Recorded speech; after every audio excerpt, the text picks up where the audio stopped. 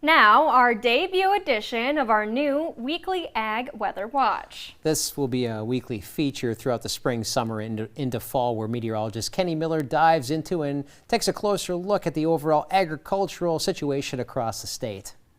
Ag Weather Watch on KX is sponsored by United Agronomy. To start things off, let's take a look at some recent numbers from the latest crop progress report. This graph here shows the 4 different crops that farmers have began planting this season. We have barley, corn, oats, and spring wheat here. We're looking at a comparison between 2023 and this year, 2024. These blue bars down here represent the percent planted at this exact time in 2023, where our orange bars are the percentage of crops that have been planted so far this year. With each crop, particularly spring wheat, we've seen a higher percentage of crops planted across the board compared to this time last year. So that's certainly good news for trying to get overall higher yields at the end of the day here. In fact, 20% of this year's spring wheat crop is already in the ground. Definitely a high number for the first week of May. So next, let's dive into some soil and rainfall numbers. This next graphic shows the total rainfall amounts received in inches across the state during the month of April. The blues and the greens here in our central locations represent some pretty good rainfall across the state in the last month. And as you can see, we're lagging in that northeastern corner and out towards the west, where we've seen less than an inch of rain over the last month. Definitely less than ideal heading into the planting season over the next month or so. And of course, this is reflective in our latest drought monitor index, where we see those drought concerns again in our northeastern and far western areas. In fact, the areas in northeastern North Dakota have been in that moderate to severe drought for quite a while now, dating back to the late fall and winter.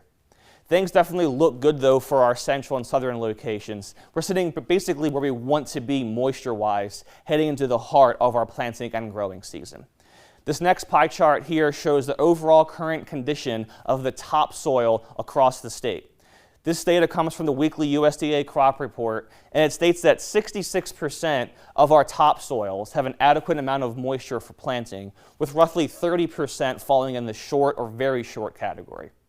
The percentage of our subsoil moisture that falls into the adequate category is even lower, coming in at just 58%. This is because most of our state's crops are grown in that northeastern pocket of the state, where coincidentally we have the biggest drought concerns right now. So 30 to 40% of our soils in the fields across our state are showing those moisture deficits as we ramp up into our planting season. So what needs to happen to alleviate these concerns?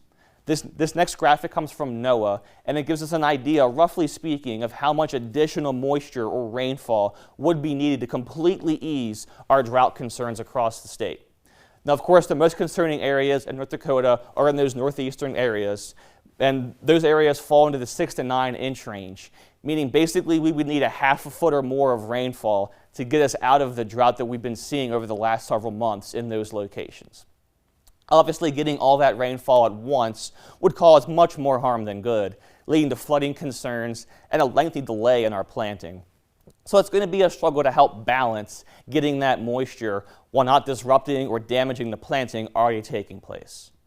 Here's our expected rainfall outlook for the next few days across the state. Now, this graphic includes this past weekend as well as the first few days of this upcoming week. Much of our state falls in the 1 inch plus range as far as rainfall, with most of that likely coming Monday into Tuesday. Now, these rains will certainly help maintain our current soil moisture levels that we're seeing across the state, but we likely will fall short of improving the long-standing drought concerns that we have, particularly in those northeastern areas. So definitely look for a slow day of planting on Monday with those rains, but dry weather Tuesday through Friday should help more crops get planted. But as of this update, it's unlikely to see any notable changes within next week's drought monitor update.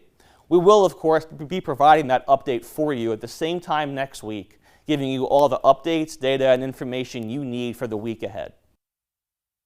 And be sure to tune in again with more from Kenny next week. And of course, always keep watching for your full forecast with Kenny and Hunter this week as well. Still to come on KX News at 6, spring